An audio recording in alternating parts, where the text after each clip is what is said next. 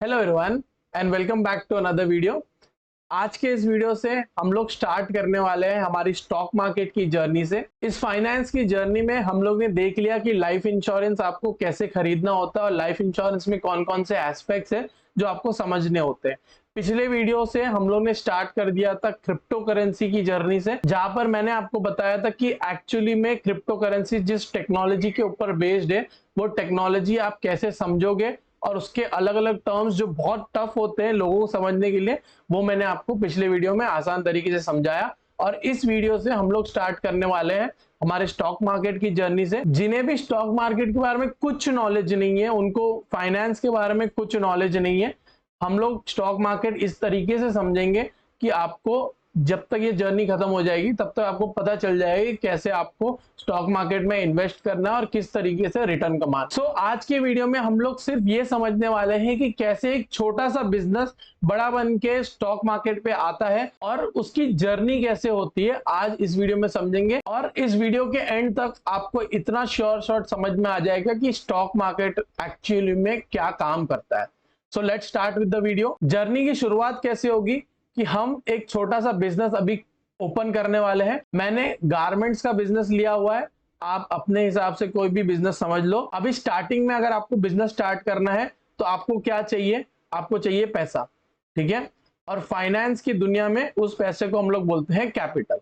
Okay, so capital का मतलब क्या होता है कि जो आप फर्स्ट पैसा डालते हो, मतलब इस बिजनेस को स्टार्ट करने के लिए जो हम लोग समझ रहे हैं 100 रुपए से बिजनेस स्टार्ट कर रहे हैं, कैलकुलेशन के लिए इजी हो इसलिए। तो 100 रुपया मैं जो डाल रहा हूं, जो फर्स्ट इन्फ्यूजन कर रहा हूं, ओके, इन्फ्यूजन का मतलब होता है कि पैसा डालना। इस बिजनेस में मैं अपना पैसा डाल रहा हूं तो उस पैसे को क्या बोलेंगे, कैपिटल। ओके, तो अभी हम लोग ने स्टार्ट कर लिया है हमारा बिजनेस। अब हमारी जर्नी कंटिन्यू होती है, हमारा बिजनेस अच्छा चल रहा है। ओके, तो अभी हम लोग को और पैसे की जरूरत है। अब और पैसे कहां से आएंगे? एक तो आपका ऑप्शन था कि आपने खुद से पैसे डाल दिए, ओके। दूसरा ऑप्शन क्या है कि आप अपने रिश्तेदारों से ले लो, ठीक है। तो हमारा बिजनेस इतना बड़ा हो गया कि हमारे रिश्तेदार भी हमें पैसा नहीं दे पा रहे। थर्ड ऑप्शन आपके पास होता है बैंक्स, कि बैंक के पास जाओ और आप उनसे क्या ले लो, लोन ले लो। लेकिन अगर आप लोन लोगे तो आपको उनको क्या देना पड़ेगा, इंटरेस्ट देना पड़ेगा।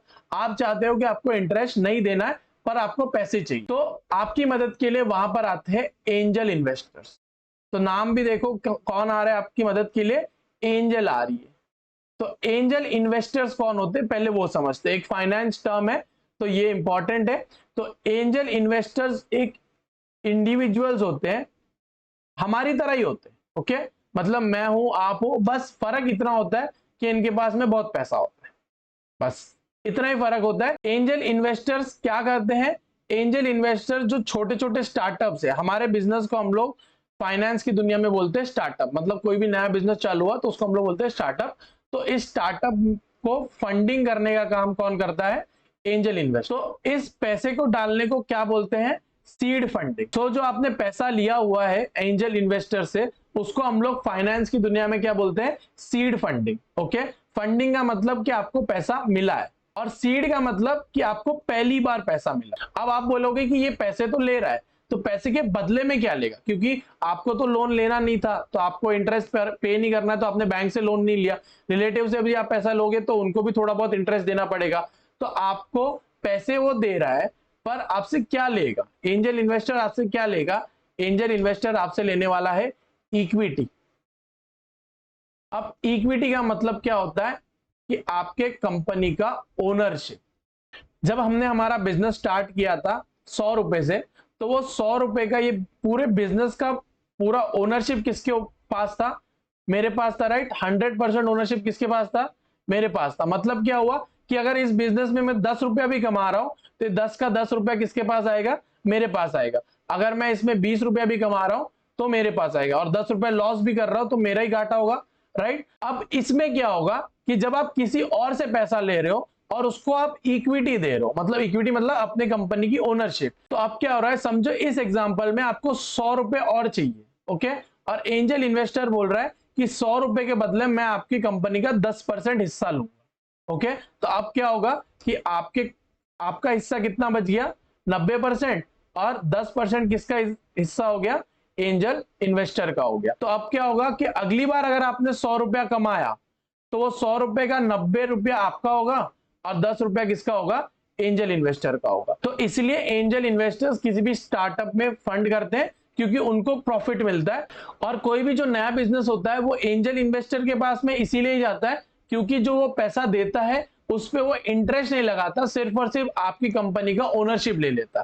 तो इस एग्जांपल में हम लोग ने देखा कि एंजल इन्वेस्टर ने हम लोग का 10% ओनरशिप ले लिया। अब हमारी जर्नी और आगे बढ़ती है और हमें अभी बिजनेस और आगे बढ़ाना है, हमें दूसरे कंट्रीज में जाना है, दूसरे स्टेट्स में जाना है, तो हमें और पैसा चाहिए। तो अब देखो, फर्स्ट में तो हम लोग ने क्या देख लिया कि हमने अपना खुद का पैसा डाल दिया।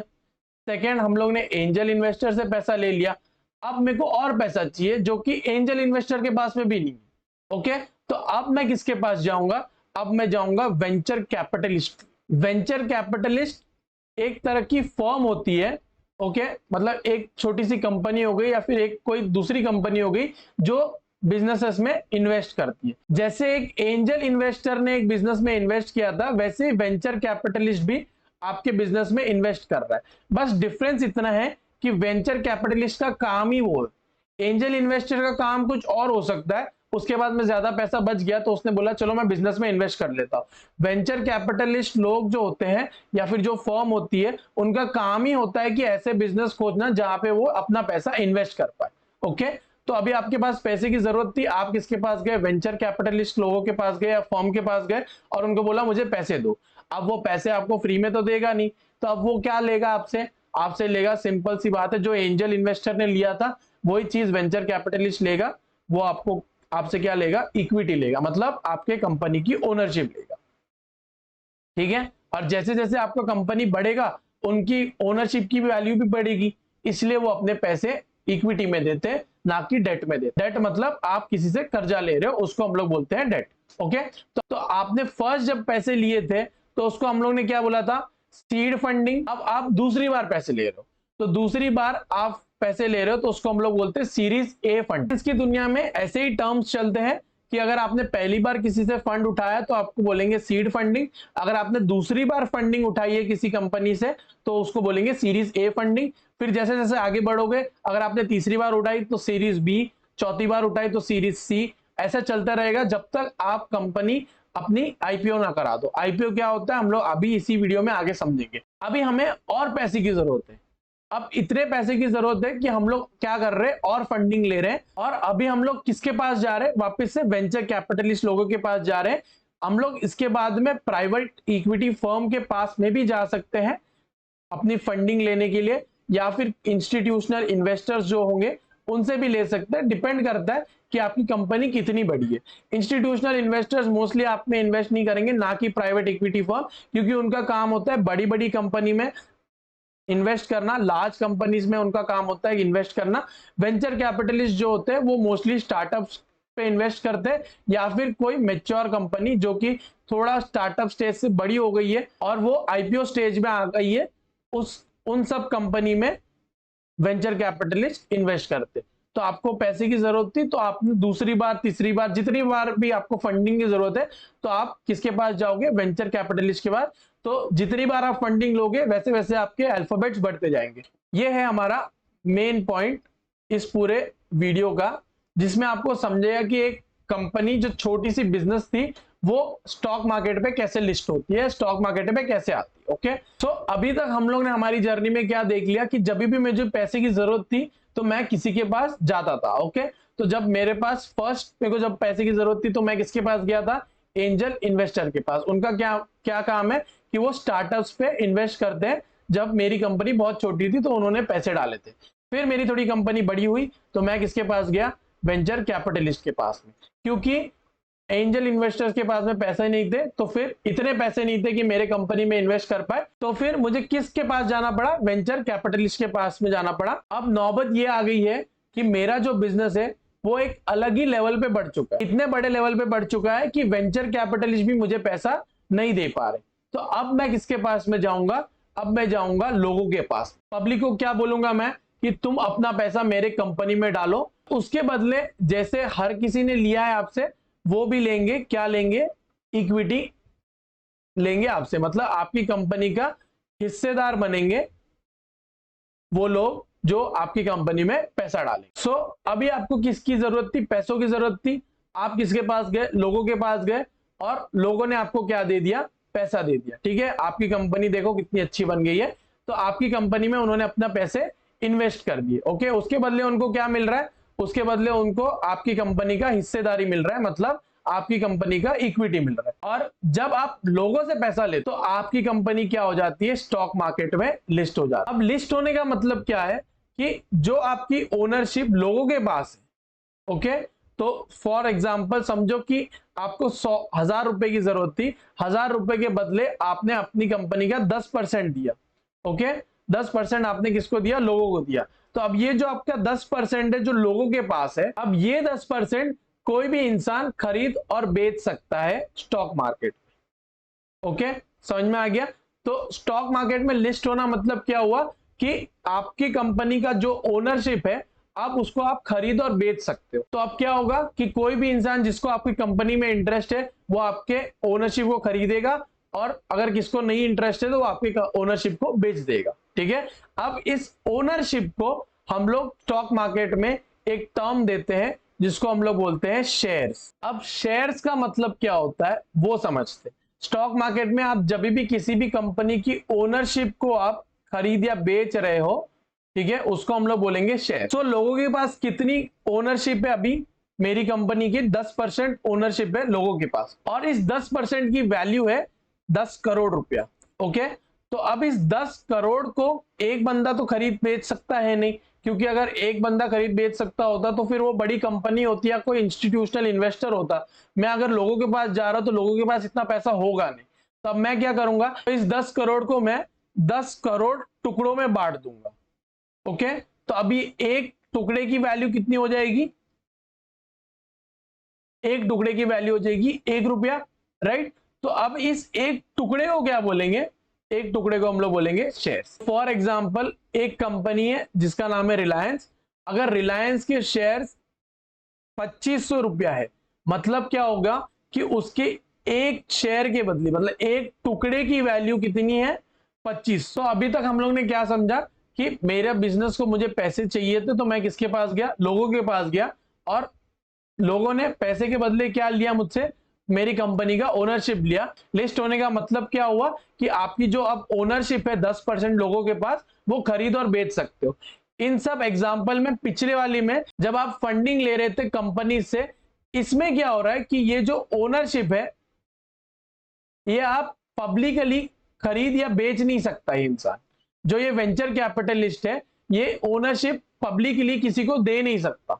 लेकिन जब आप आईपीओ करा देते हो, जब आप लोगों से पैसा ले लेते हो, तो जो आपकी ओनरशिप है वो कोई भी खरीद और बेच सकता है। और आखिर में इतना समझ लेते हैं कि इंडिया में कौन सी दो बड़ी स्टॉक मार्केट है जिसके बारे में आपने सुना भी होगा। तो फर्स्ट स्टॉक मार्केट है जिसको बोलते हैं बॉम्बे स्टॉक एक्सचेंज, जिसका एक्रोनिम है बीएससी, और दूसरा स्टॉक मार्केट है जिसको हम लोग बोलते हैं एनएसई, मतलब नेशनल स्टॉक एक्सचेंज।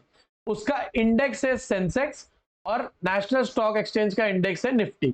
अब इंडेक्स क्या होता है ये हम लोग अगले वीडियो में समझेंगे, और कैसे निकलता है वो अगले वीडियो में समझेंगे।